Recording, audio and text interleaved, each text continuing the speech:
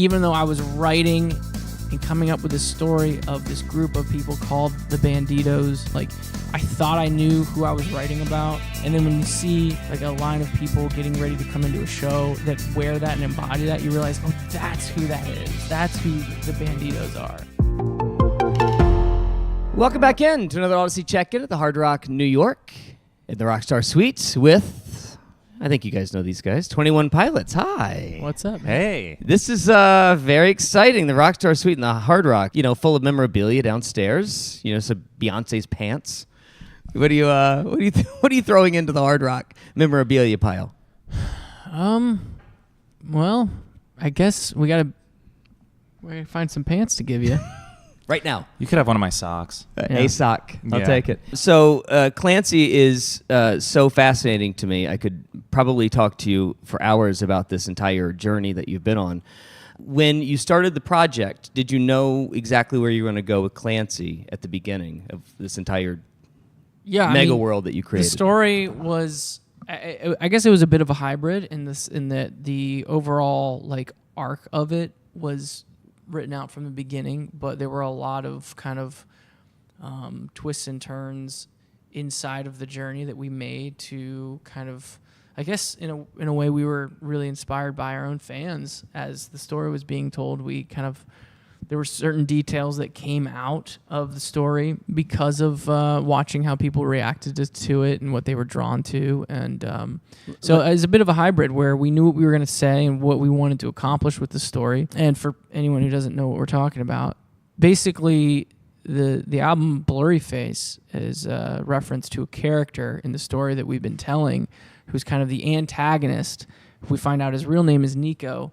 And the lead character of Clancy is constantly hunted down by this character. And a lot of details go into where they're from and how they got there. And I'm really excited to kind of tell how it all ends. And that's what this album is going to do. So where does this like wanting to tell a story from front to back and then add music videos on top of it on release day, where does that come from? I think that what I realized is when Josh and I got together, we're like, hey, let's make music and let's do music. You realize that inside of that goal are so many artistic opportunities, whether it's the colors you use to tell the story, the font that you use, the band name, the album title, the album cover. And so where it just starts out is I just want to make music and maybe perform some of it in front of some people. You quickly realize, oh wait, there's a ton more opportunity to be creative other than just making the music. So how can we make this all feel like it's coming from the same place? Because it is. We're not outsourcing any of this to anyone. I mean, you guys are literally involved in every detail that goes into this kind of stuff, even to the liner design, right? I mean, we have some awesome people on our team too that have been helping us on the creative side for a long time. So shout outs to our crew of creatives that kind of help us, because we'll be like, okay, hold on. So what is the weather supposed to be like in this, world in the city of Dima? And like, oh, remember we established that, it's cloudy here and there's a sound that happens, at night and all. Like, so there's a lot of details of the world that you create, and sometimes you need to be reminded of what was this character's motivation and what were we trying to do again? So to have a few people to help you kind of collect and archive all of the story that you've been telling has been really important. I also think that, like Tyler said earlier, kind of being inspired by fans. Because when we started, we were playing in clubs. And so we didn't know, we had kind of like visions and dreams of what, this would turn into. But we didn't know how like deep we could get into it. And then even starting the story, it's kind of just like, okay, well, I hope people care enough to look into the story. And so as time's gone on and we've seen people do like to, find things and understand things, then that gives us more freedom really to be able to expand on that. When you look at some of the fan theories when they get online, what is one that has actually made it into the story that you're trying to tell? Is there one in particular that rings? No, I can't think of anything particularly that's made it in. I think that, the importance of, when you think of a color that you would use, so like Trench, our record a couple records back, we used the color yellow. And, I had this idea of just using tape to identify certain people and certain characters in the story.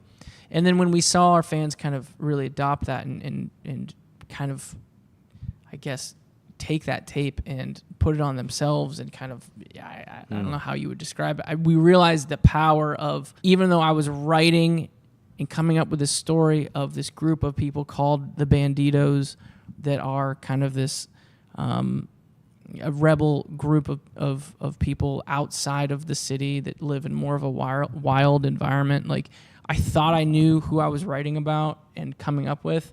And then when you see like a line of people getting ready to come into a show that wear that and embody that, you realize, oh, that's who that is. That's who the Banditos are. And so, if anything, they brought a lot of clarity to who these characters were and what their motivations were. They realized the vision. Yeah. Yeah. The attention to detail continues into even directing a music video. Congratulations on that.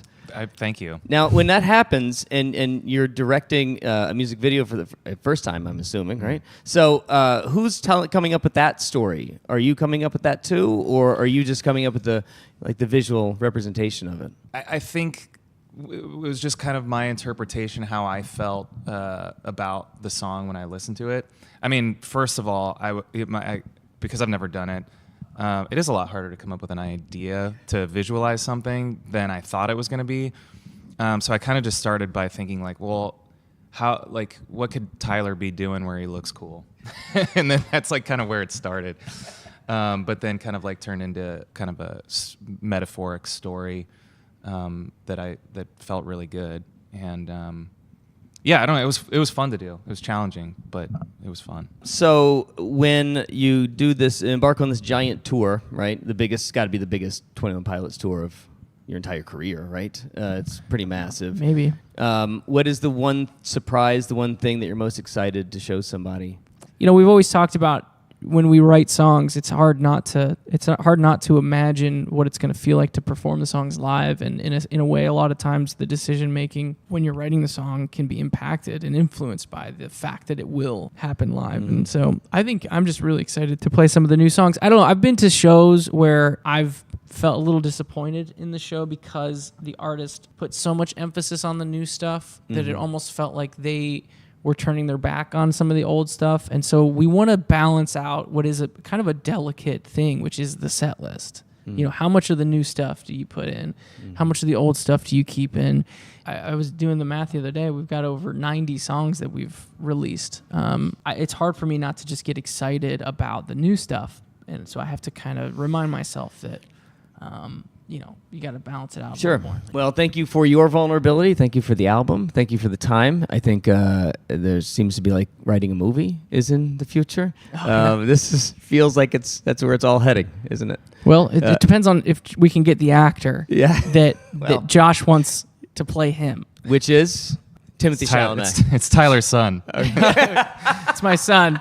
We got to wait a few years. Yeah. Thank you so much, guys. Yeah, Thanks you. for joining us. Yeah.